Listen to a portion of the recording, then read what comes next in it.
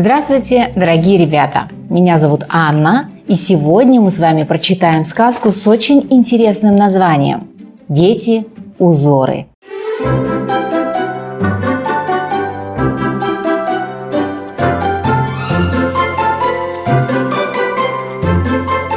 Жили, говорят, две сиротки – мальчик и девочка. Отец и мать у них умерли, ближние соседи звали их Эреке-Джереке – дети-узоры. Однажды дети, натаскав себе дров, как всегда, сидели и играли со своим единственным теленком, кроме которого ничего не имели. Вдруг дверь распахнулась настежь. Заскочил человек с глазами посередине лба, величиной с донышка чашки, с одной рукой и ногой, с торчащими вниз клыками и голосом, от которого сотрясаются макушки леса, и сказал: «Я пришел съесть вас. Влезайте скорее в мою сумку». «Постой, господин наш», — говорят дети, — «разреши нам помолиться Богу. Ну-ну, скорее, я пропадаю от голода. Жирное мясо я не ел год и 5 дней», — говорит пришелец. «Фу, мы ведь совсем тощие. А не лучше ли будет, если ты съешь теленка, а нас скушаешь после того, как мы поправимся?» «Ну, проказники, попробуйте только убежать», – пригрозил пришелец. Затем он вышел и ускакал через поля. Ребята 9 дней косили траву, кормили теленка, откормили его, зарезали и съели. Наступил 10-й день.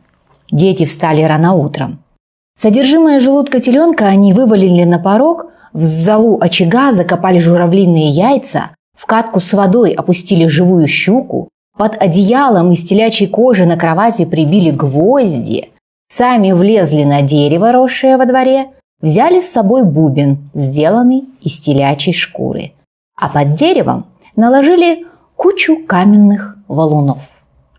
Около полудня они увидели ненасытного и могучего Аламагуса, идущего посередине поляны. Войдя в дверь дома, он, подскользнувшись на облитом пороге, упал и сломал себе бедро. Поднимаясь, споткнулся и раздавил журавлиные яйца, зарытые в очаге, и сильно обжег свои руки. «Ох, горе мое! Вот что сделали со мной двухглазые гады!» – кричал он, опуская в катку с холодной водой свои обожженные руки, и еще больше пострадал. Щука искусала ему руки. Не выдержав боли, он присел на кровать и сильно разодрал свой зад. «Дети!» – закричал он так, что содрогнулась труба дома. «Ой-ой!» – закричали дети, сидя на дереве.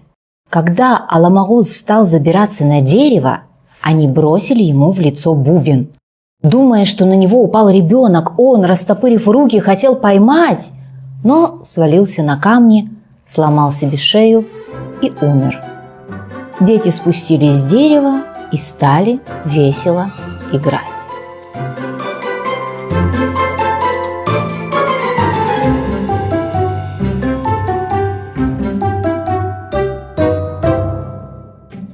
Вот такая сказка про смекалистых сироток, которая на самом деле, мне кажется, подтверждает мысль о том, что не всегда сила, не всегда активность и не всегда физическое превосходство побеждает.